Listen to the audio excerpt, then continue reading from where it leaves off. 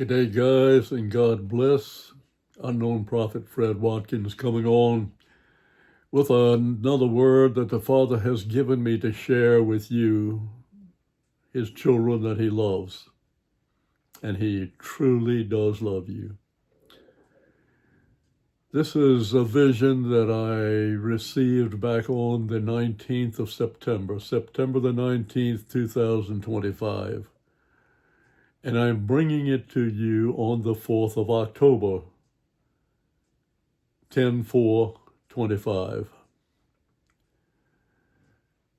The vision was of an Indian or native of some sort. It was brown-skinned, and he was dressed only with a cloth wrapped around his lower body. And he was in a jungle setting, and it was just a picture of him.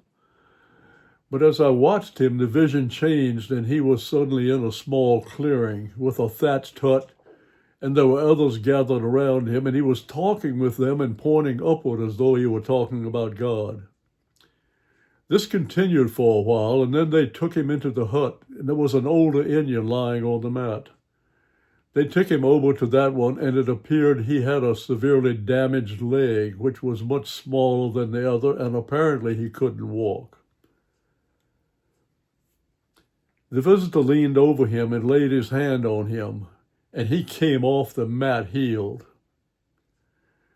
The visitor pointed up to heaven again and began talking to them. The vision changed, and he was walking into another clearing, but this one had a building in it, a small white church with a cross over the door.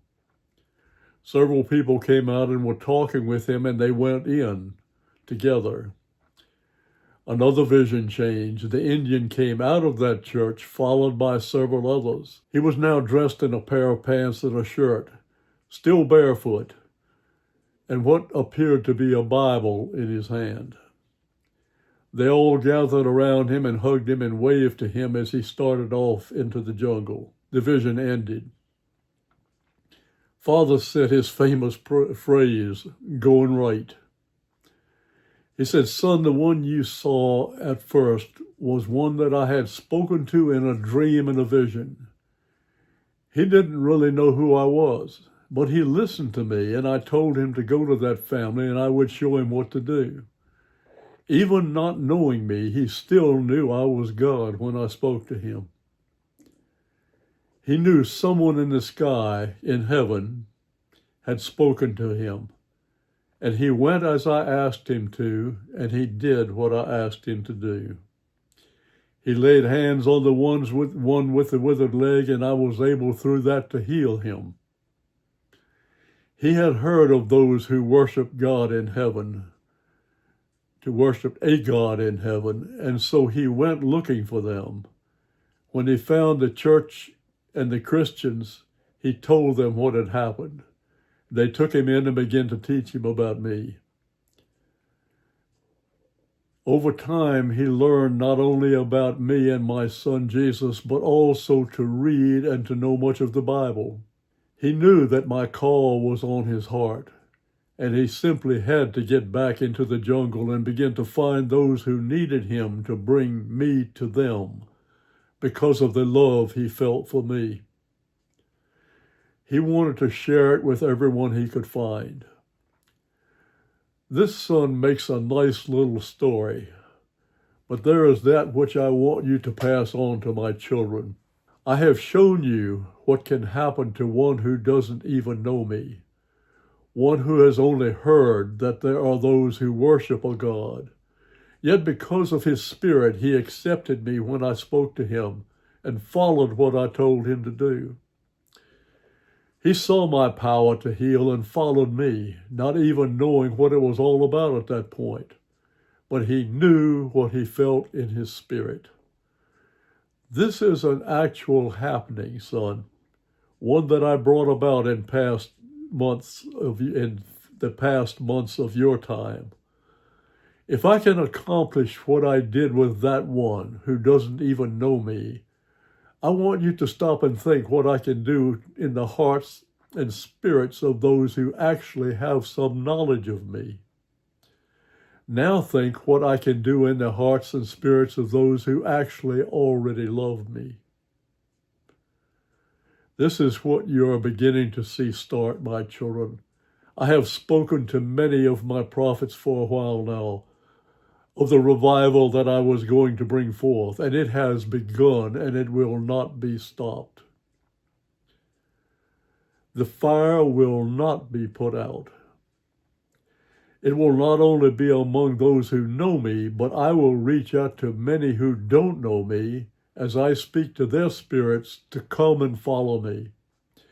Not necessarily in the same scenarios I showed you, but with the same results. And each one will go back to their area and take my word. As they do, I am going to begin to spread my power among them, and they and you will see miracle after miracle as they pray and share my word. I have made a statement to you before, my children. It is time.